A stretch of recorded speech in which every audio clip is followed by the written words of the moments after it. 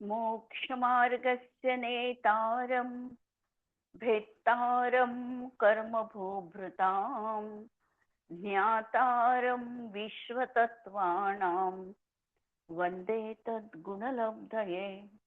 अंतिम शासन नायक 1008 भगवान महावीर स्वामी की जय। द्वादशांग श्रुतदेवी की जय। स्वाध्याय कक्ष संपेपर्यंत आपणा सर्वांना चतुर्विध आहाराचा त्याग असणार आहे। गौतम स्वामी रचित चैत्य भक्ती जी चतुर्थकालीन रचना आहे ती आम्ही बघतो आहे।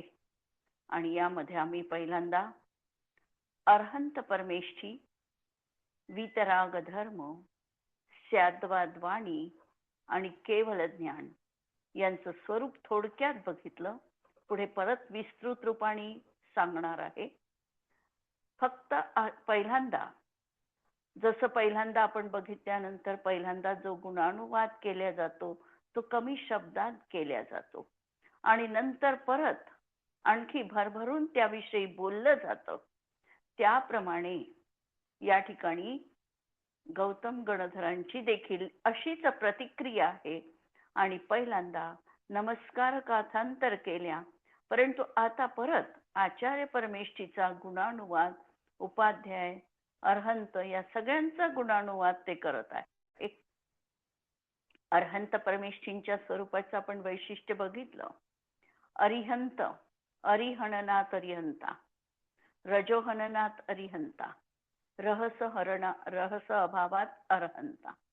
आणि अर्हत म्हणजे पात्रता, योग्यता, सातिशय पूजात अर्हता अशा प्रकारची व्युत्पत्ती पाहिली किंवा अरुहंता हा शब्द पाहून अरिहंत शब्द बघितला। नंतर सिद्ध परमेष्ठींना नमस्कार केलं। सिद्ध परमेष्ठी हे लोकाग्र शिखरावर विराजमान आहे। अनंत काळ तिथेच ते राहणार आहे, परत संसारात येणार नाही। 8 गुणांची त्यांनी प्राप्ती करून घेतलेली आहे आणि असे सिद्ध परमेष्ठी। त्यानंतर आचार्य परमेष्ठी जे आज पंचम काळात आम्ही बघू शकतो, अनुभवू शकतो, ज्यांची प्रेरणा आम्हाला प्राप्त होऊ शकते, असे आचार्य परमेष्ठी ज्यांचे मूलगुण सांगितले गेलेले आहे। 36 मूलगुण।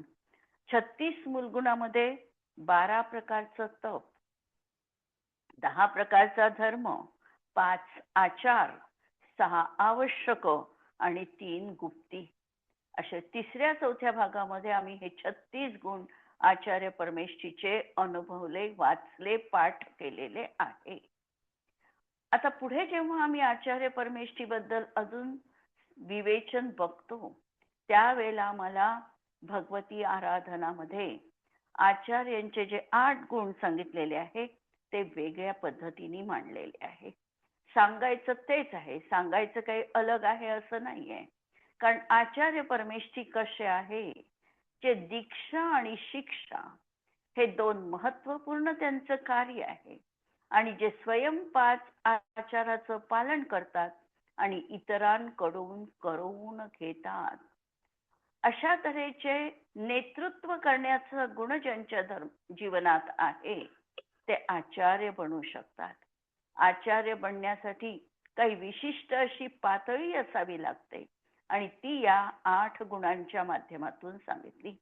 पहिला सांगितला आचारवान। आचारवान 5 प्रकारच्या आचारांचं पालन करणारे। 5 प्रकारचे आचार आहे ज्ञानाचार, दर्शनाचार, चारित्राचार, तपाचार आणि वीर्याचार। आम्ही जे साधू परमेष्ठीचे 5 त्या ठिकाणी त्यांचे गुणानुवाद करतो, त्यांचे जाप्य देतो, ते हे 5 गुण हे त्यांचे आचार आहे। आणि अशा प्रकारे शुद्ध आत्मस्वरूपाची उपलब्धीची क्रिया श्रद्धा, ज्ञान, चारित्र, तप आणि वीर्य हे 5 आचार आहे। यांचा लाभ आणि उत्कर्ष यांचा सतत पुरुषार्थ करणे यालाच म्हणायचं आचार। म्हणजे या 5 गोष्टींचा लाभ करून घेणं आणि हे उत्कर्ष कसं याच्यामध्ये साधता येईल याविषयी दक्षचित्त असणं याला आचार म्हटलेला आहे. आणि मोक्ष पुरुषार्थाचा पंचाचार हा जणू प्राण आहे. जिनशासन रूपी महालाचे हे मूलस्तंभ आहे. आणि म्हणून आचार्य परमेष्ठी कसे असतात तर स्वयंत पालन करतात, पण इतरांकडून करवून घेतात. हाही अर्थ पहा. करवून घेतात. आचार्य एक शब्दानेही बोलणार नाही, पण त्यांची त्या ठिकाणी असणारी काय तर उपस्थिती, त्यांनी एखाद्या मुनींकडे सहेतुकपणे बघितलं किंवा त्यांची स्वतःची जी प्रवृत्ती आहे, या तीन गोष्टी, एखाद्या मुनींकडे त्यांनी दृष्टिक्षेप केला, त्यांची स्वतःची त्या ठिकाणी उपस्थिती आहे आणि त्यांची प्रवृत्ती आहे, या तीन गोष्टींवरूनच इतर मुनी त्यांच्यापासून प्रेरणा घेतात. आचार्यांना शब्दामध्ये सांगण्याची गरज नाही की त्यांच्याकडून पालन करून घेण्याची, म्हणजे जबरदस्तीने पालन करून घेण्याची गरज नाही. त्यांचं चारित्रच असं आहे की त्या चारित्राच्या माध्यमातून त्यांच्याकडे बघून इतर मुनी देखील त्यांचं अनुकरण करतात आणि अनुशासनात बद्ध होतात. म्हणून म्हटलेलं आहे पहिला गुण आचारवान, दुसरा सांगितला आधारवान. आधारवान, जेव्हा एखादे मुनी चुकीचं काही घडलं असेल त्याबद्दल शिक्षा देतात, त्यावेळेला त्यांना चारही अनुयोगांचं सांगोपांग ज्ञान असणं गरजेचं आहे. कोणत्या मुनीला कोणत्या प्रकारचं प्रायश्चित्त द्यायला हवं हे त्यांना त्या ठिकाणी लक्षात यायला पाहिजे. चार अनुयोगाचे ज्ञाता असल्याशिवाय ही गोष्ट ते जाणू शकत नाही. आणि म्हणून ते अशा प्रकारे सर्व 11 अंग 14 पूर्व यामध्ये पारंगत असतात. जरी उपाध्यायांचे 25 गुणामध्ये सांगितलं 11 अंग 14 पूर्व, तरी आचार्यांनाही त्यांचं तशा अनुसार ज्ञान असतं. आणि म्हणून ते आधारवान म्हटल्या जातात. म्हणजे त्यांच्या प्रत्येक गोष्टीला आगमाचा आधार आहे. म्हणून आगम चक्षु साहू असं म्हटलं जातं की साधू जे आहे त्यांचे नेत्र कोणते, तर आगम हेच त्यांचे नेत्र आहे. तिसरा त्यांचा गुण महत्वाचा सांगितला तो व्यवहारवान असले पाहिजे. द्रव्य क्षेत्र काल भावानुसार व्यवहारामध्ये आत्ता कोणती गोष्ट योग्य आहे आणि कोणती गोष्ट अयोग्य आहे याचं त्यांना ज्ञान असलं पाहिजे. एक उदाहरण मी नेहमी सांगते व्यवहारवानसाठी, की एखाद्या स्कूलमध्ये 6 दिवस युनिफॉर्म कंपल्सरी आहे. ठीक आहे, एक दिवस विद्यार्थ्याची परीक्षा सुरू आहे आणि एका विद्यार्थ्यांनी युनिफॉर्म न घातला तो परीक्षेला आला. अध्यापकाचं कार्य काय आहे? जर त्याला युनिफॉर्म नाही म्हणून परीक्षेमधून बहिष्कृत केलं तर त्याचं वर्ष वाया जाणार. आणि जर त्याला बसू दिलं तर त्या ठिकाणी शिस्त बिघडणार. अशा याच्यामध्ये त्या अध्यापकाचं हे कर्तव्य आहे की त्यांना त्यावेळेला व्यवहार कळला पाहिजे. त्याला तर परीक्षा देता म्हणजे दिली पाहिजे, परंतु त्याला समजही द्यायला पाहिजे की हे चालणार नाही. म्हणजे व्यवहारामध्ये कशा प्रकारची प्रवृत्ती, त्याची अडचण एखाद्या वेळेला काही असेल ती समजून घ्यायला पाहिजे. त्याप्रमाणे आचार्यांना देखील शिष्याच्या मनामध्ये काय चाललेलं आहे, कशा रीतीने आत्ता द्रव्य क्षेत्र कालभाव आहे, त्यानुसार प्रायश्चित्तादी क्रिया किंवा त्यांना जे काही करायचं आहे, शास्त्र अनुकूल शिकवायचं आहे, ते शिकवणं त्यांच्या गरजेचं आहे. जर आज अत्यंत तप्त उन्हामध्ये जर एखाद्या आचार्यांनी एखाद्या कोमल मुनींना तप्त उन्हामध्ये उभं राहण्याची शिक्षा दिली तर ते त्याच्या जीवावर बेतू शकतं. अशा वेळेला त्याची परिस्थिती काय आहे, द्रव्य काय आहे, क्षेत्र कसं आहे हे पाहून त्याला तशा प्रकारचं वर्तणूक देणं याला म्हणायचं व्यवहारवान.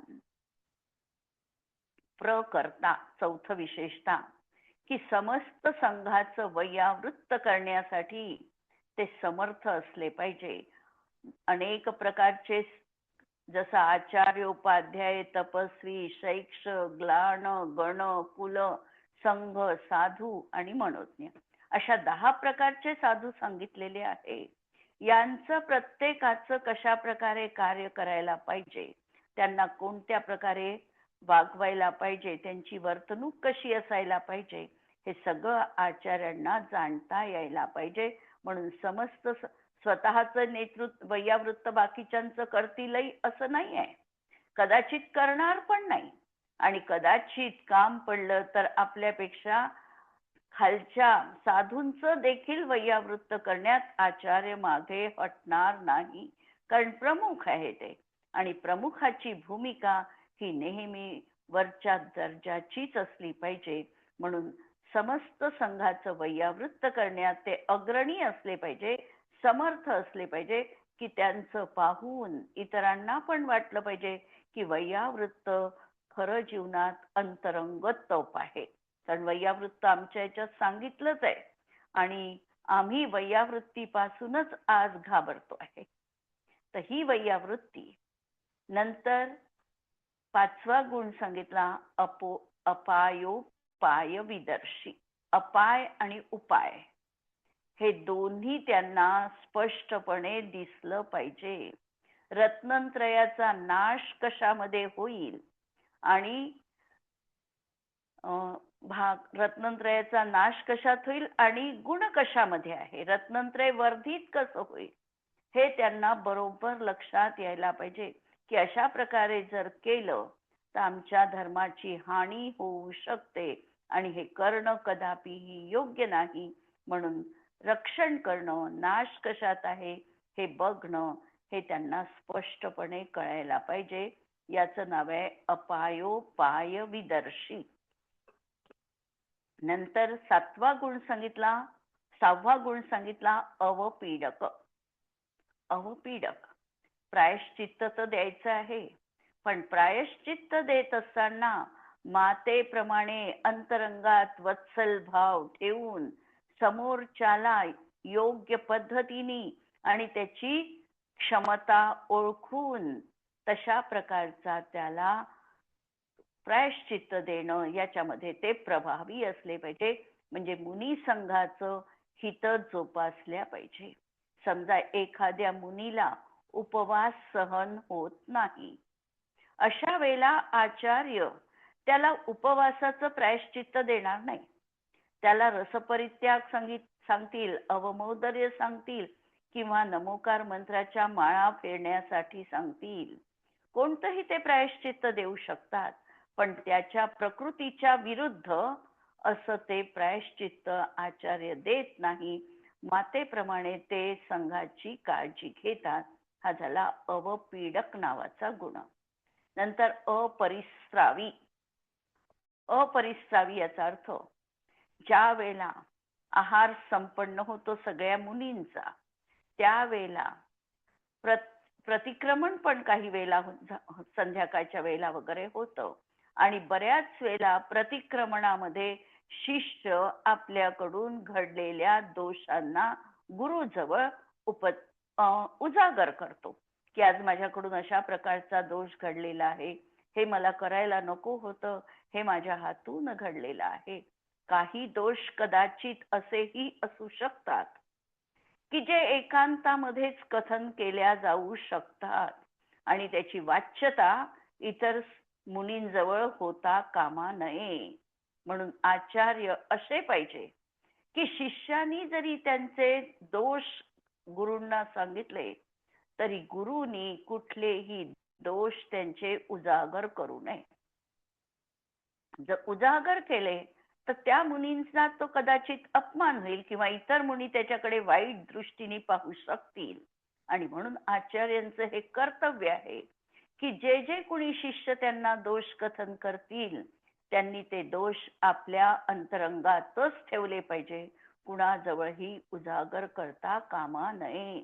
म्हणून हा अपरिस्रावी हा देखील अत्यंत महत्वपूर्ण गुणधर्म त्यांचा असणार आहे. आणि शेवटचा 8वा गुण सांगितला ते निर्यापक पाहिजे. संसार समुद्र पार करवून देणारे असले पाहिजे. संसारामध्ये जसं प्रवचनसार मध्ये चरणानुयोग चुलिका सांगताना कुंद आचार्यांनी पहिल्याच चुलिकेमध्ये एक भाव म्हणजे 3ऱ्या अध्यायामध्ये ठेवलेला आहे चरणानुयोग चुलिकेमध्ये, की हा मी या पैल तीरावर उभा आहे आणि मी तुम्हाला सांगतो आहे की या ठिकाणाहून तुम्ही आल्यानंतर तुम्हाला ही नदी सहज पार करता येऊ शकते. या ठिकाणी ती अत्यंत वरच्या उथळ स्तरावर वाहते आहे. इथे पाण्याचा प्रवाह जास्त आणि या मार्गाने तुम्ही या. हा मी तुमच्या इथे समक्ष नदी पार करून गेलेलो आहे. त्याप्रमाणे आचार्य देखील हे सांगतात की हा मार्ग मी स्वतः अवलंबिलेला आहे. या मार्गानेच मी माझं रत्नत्रय प्रशस्त केलेलं आहे. हा मार्ग अत्यंत सोपा, निकट आणि अत्यंत सरळ असा मार्ग आहे. हा मी तुमच्या समक्ष मार्गदर्शक म्हणून उभा आहे आणि तुम्ही या मार्गाने या. अशा प्रकारचं निर्यापकत्व, संसार समुद्रातून पार करणारा रस्ता दाखविणारे आचार्य परमेष्ठी असतात. अशा या आचार्य परमेष्ठींचं त्यांनी गौतम स्वामींनी गुणानुवाद केलेला आहे. आचार्यांचे अनेक प्रकारचे त्या ठिकाणी गुण सांगितलेले आहेत की जे मेरूप्रमाणे निश्चल असतात, पृथ्वीप्रमाणे सहनशील आहे, वाऱ्याप्रमाणे निस्संग आहे, सिंहाप्रमाणे निर्भीक आहे, परिशह आणि उपसर्ग विजयी आहे आणि मुळात जे देश कुल जाती यांनी शुद्ध आहे. अशुद्ध असं कोणतंही जीवनामध्ये त्यांच्या नाही आणि दिसण्यामध्ये अत्यंत सौम्य मूर्ती आहे. प्रायश्चित्त देण्यामध्ये ते कुशल असतात आणि सूत्र आणि परमागमाच्या अर्थाला विशद रीतीने जाणणारे असतात. म्हणजे ते विशारद असतात. विशद रीतीने जाणणारे म्हणजेच विशारद असतात. अशा प्रकारचे आचार्य परमेष्ठी आणि अशा आचार्यांची दोन्ही चरण कमले मी माझ्या मस्तकावर जणू धारण करत आहो. अशा प्रकारचा भाव आमच्याही मनामध्ये आचार्य परमेष्ठीचे गुण बघताना असायला हवा आहे. त्यानंतर त्यांनी नमस्कार केलेला आहे तो उपाध्याय परमेष्ठींना. उपाध्याय म्हणत असताना जे मुनी स्वतः शिकतात आणि इतरांना शिकवितात त्यांना उपाध्याय परमेष्ठी म्हणतात. 11 अंग 14 पूर्वाचे जे ज्ञाते आहे म्हणून उपाध्याय परमेष्ठीचे गुण सांगताना 25 मूल गुण त्यांचे सांगितले आहे. 11 अंग आणि 14 पूर्व म्हणजे ते 14 पूर्वाचे व्याख्यान करणारे आहे.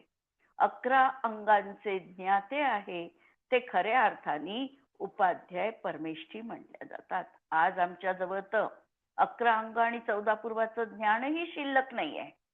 पण त्यातल्या त्यात मुनींमध्ये जे विशेष ज्ञानी असतात, जे शिकवू शकतात, त्यांना संघामध्ये उपाध्याय ही पदवी दिली जाते.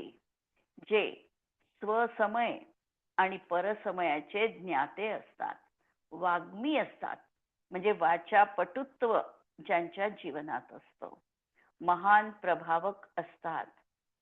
मिथ्या मताचं खंडन करून, आणि मिथ्या मत किती ऐकून मारीचीच्या जीवनात त्यांनी मिथ्या मत 363 तर या 363 मिथ्या मतांचं ज्यांनी खंडन करू शकतात आणि सन्मार्गाचा प्रचार आणि सद्धर्म उपदेशामध्ये जे अत्यंत तत्पर असतात.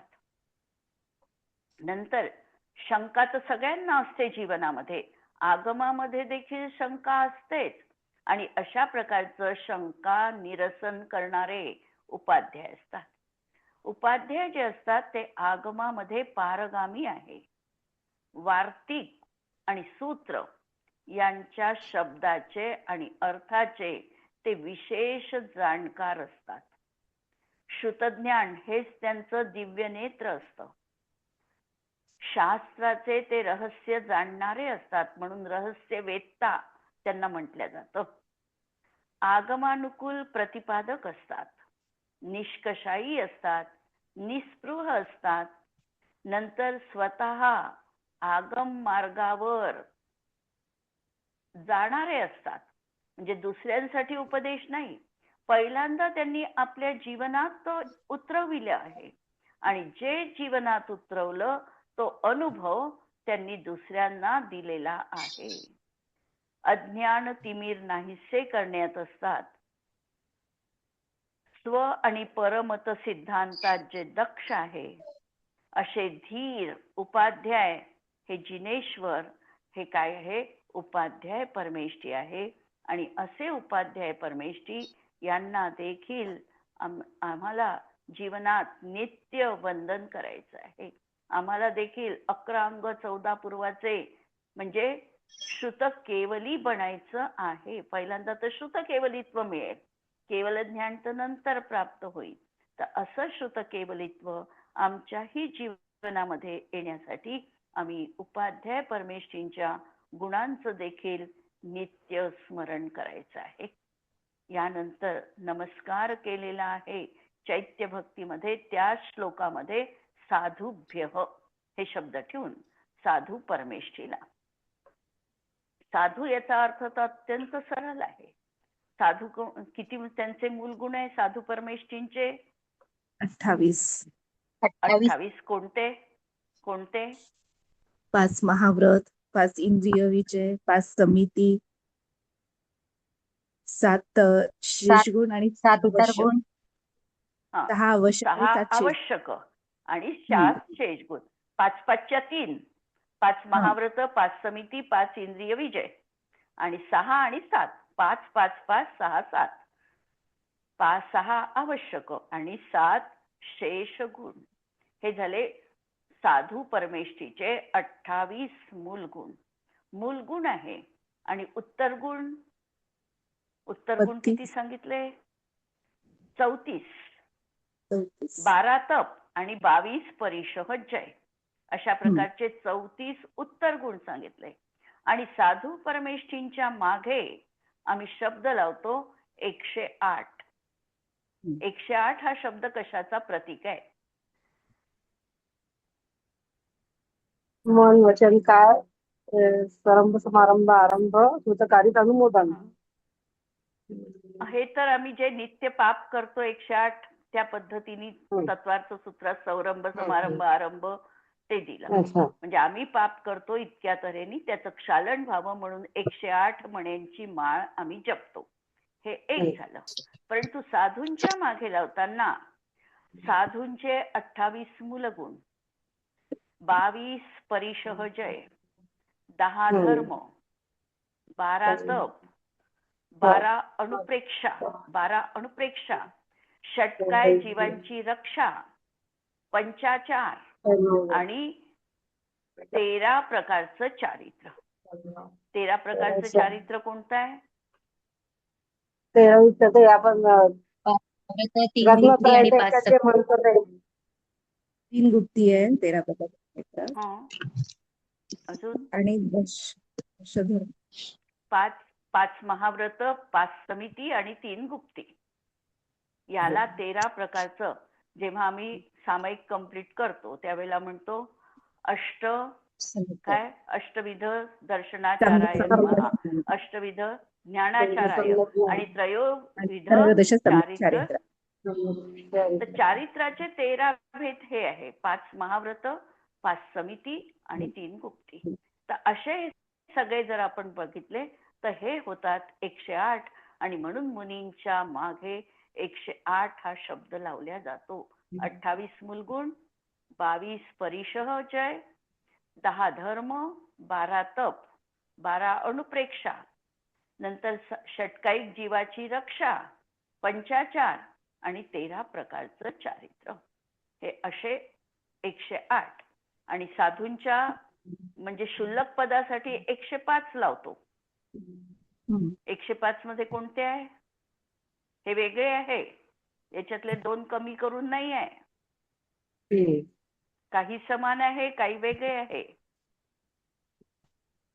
क्षुल्लक जे आहे, क्षुल्लक पदासाठी 8च मूलगुण सांगितले, कारण त्यांचं 5वं गुणस्थान आहे. 5वं गुणस्थान असल्यामुळे श्रावक आहे, श्रावकाची 8 मूलगुण सांगितले. म्हणून क्षुल्लकाच्या मागे जर 105 शब्द लावला जातो, त्याच्यामध्ये 8 मूलगुण, 22 प्रकारचा अभक्ष त्याग, नंतर 12 व्रत, 7 व्यसनांचा त्याग, 12 अनुप्रेक्षा, षटकाय जीवांची रक्षा, 3 गुप्ती, 12 तप, 6 आवश्यक, 11 प्रतिमा, कारण 1 ते 11 पर्यंत ते प्रतिमांचं कोणतंही पालन करेल, 5 समिती आणि 1 भुक्त असणं. अशा प्रकारे 105 गुण ते पाळतात, म्हणून त्यांच्या मागे 105 लावल्या जातं.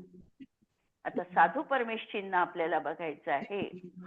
साधू शब्द जर पाहिला तर जे सरळ परत एकदा सांगा ना, 105 कशी बेरीज झाली? क्षुल्लकांचे 8 मूलगुण, 22 अभक्ष त्याग, 12 व्रत, 12 व्रत, षटकाय जीव रक्षा, 7 व्यसन त्याग, 7 व्यसन त्याग, 12 अनुप्रेक्षा, नंतर षटकाय जीवांची रक्षा लिहिलं, 3 गुप्ती, 12 तप, 6 आवश्यक. तपही घ्यायचे का त्यांच्या ह्याच्यात 12 तप? हो, कारण ते जरी श्रावक आहे तरी क्षुल्लक पदापर्यंत पोहोचले की नाही, तर तप पण आहे. 11 प्रतिमा, 6 आवश्यक, 11 प्रतिमा, 5 समिती आणि 1 भुक्तपणा.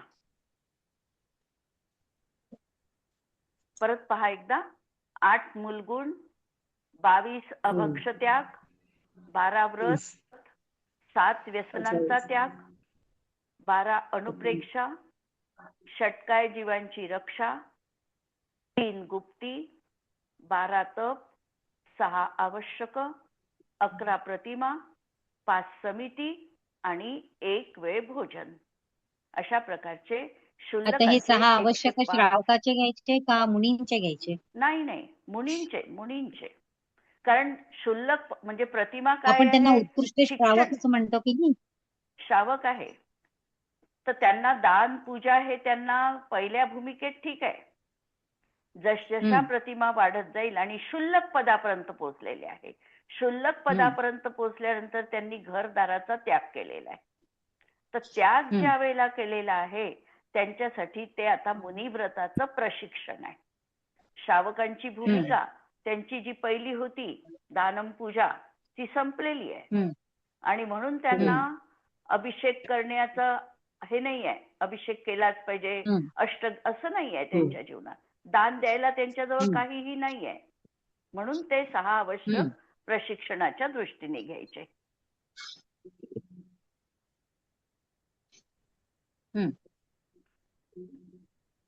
आता साधू म्हणजे जो साधना करतो, जो सरळ स्वभावी आहे, ज्याचं अंतःकरण पारदर्शी आहे, ज्याच्या अंतरंगामध्ये आत बाहेरपणा काहीही नाही, अशा प्रकारचे जे व्यक्तिमत्व आहे हे कोण आहे? तर साधू परमेष्ठी आहे. म्हणून जे साधू आचरण अगदी प्रत्यक्षामध्ये पाळतात, की ज्यांच्याकडे बघितल्यानंतर आचरण काय असतं हे आम्हाला कळतं, त्यांना साधू परमेष्ठी असं म्हणायचं. साधू काही ठिकाणी साधू कसे उपमा देताना साधूंच्या जीवनामध्ये त्यांना साधूंना उपमा देताना सांगितलं, लांछन रहित चंद्रमा आणि तापरहित मार्तंड.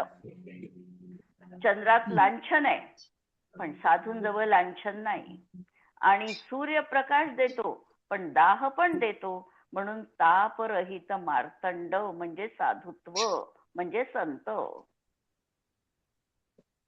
आता हे साधू कसे असतात?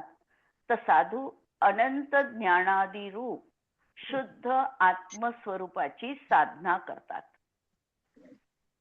नंतर ज्यांनी 5 महाव्रते धारण केली आहे आणि ही महाव्रते 3 गुप्तीच्या कुंपणाने सुरक्षित केलेली आहे, जे 18,000 शील भेदांना आणि 84 लाख उत्तर भेदांना पाळणारे आहेत. म्हणजे 84 लाख हे तर 84 लाख त्यांचे उत्तर गुण इथे पाळले जात नाही. 84 लाख उत्तर गुणांची परिपालना त्यांची 13व्या गुणस्थानात म्हटली जाते. तिथे त्यांचं ते चारित्र्य शैलेशी म्हटल्या जातं. शैलेशी याचा अर्थ न डगमगणार अशा प्रकारचं आहे. नंतर सिंह समान जे पराक्रमी आहे, गज स्वमान स्वाभिमानी आहे, बैलाप्रमाणे ज्यांची भद्र प्रकृती आहे, मृगाप्रमाणे जे सरळ आहे, सूर्याप्रमाणे जे तेजस्वी आहे, सागराप्रमाणे गंभीर आहे, परिशह आणि उपसर्ग आलं असताना मेरू समान अकंप आहे, चंद्रमाप्रमाणे शांतिदायक आहे, रत्नाप्रमाणे प्रभापुंज आहे, आकाशाप्रमाणे निरालंबी आहे, पृथ्वीप्रमाणे क्षमाशील आहे, पशुप्रमाणे निरीह वृत्तीचे धारी आहे, वाऱ्याप्रमाणे निसंग आहे आणि मोक्षाचे अन्वेषक आहे. असे जे आहे ते साधू परमेष्ठी असे म्हटल्या जातात. आणि अशा या साधू परमेष्ठींना या श्लोकामध्ये नमस्कार केलेला आहे. म्हणून श्लोक पहा की अर्ह सिद्धाचार्योपाध्यायेभ्य तथाच साधुभ्य पंचपरमेष्ठीचं स्वरूप सर्व जगत वंदेभ्यो हे सर्व जगांना वंद्य आहे. आणि नमोस्तु सर्वत्र सर्वेभ्य. सर्वत्र आणि सर्वेभ्य हे 2 शब्द ठेवले. सर्वत्र क्षेत्रासाठी आणि सर्वत्र सर्व प्राणी मात्रांसाठी. म्हणजे 2.5 द्वीपामध्ये जे काही अरहंत सिद्धाचार्य साधू परमेष्ठी आहे त्या सर्वांना या नमस्कार गाथेमध्ये नमस्कार केलेला आहे. आमच्याही अंतःकरणामध्ये अशा प्रकारे नित्य परमेष्ठीचा निवास असावा ही मंगल भावना आम्हाला या चैत्य भक्तीच्या निमित्ताने अंतःकरणात ठेवायची आहे. आज आपण इथे थांबतो आहे आणि उद्याला क्लास होणार नाही. उद्याला सुट्टी राहील. परवा आपण परत क्लास घेऊ आणि आपलं कंटिन्यू करू.